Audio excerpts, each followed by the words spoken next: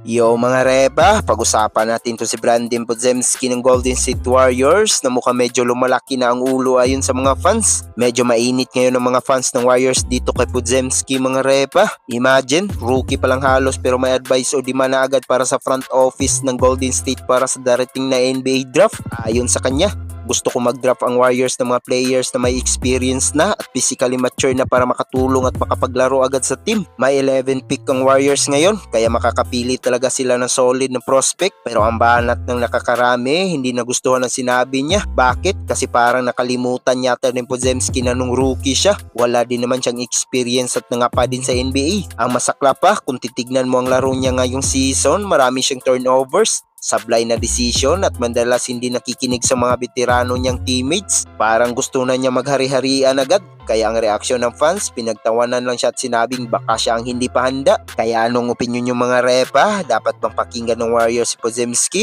O dapat siyang mag-focus muna sa pag-improve ng sarili niyang laro? I-comment nyo ang opinion niyo sa baba at huwag nyo rin kalimutan mag-like at subscribe para lagi kayong update sa mga kwentuhan basketball. Hanggang sa muli, peace out!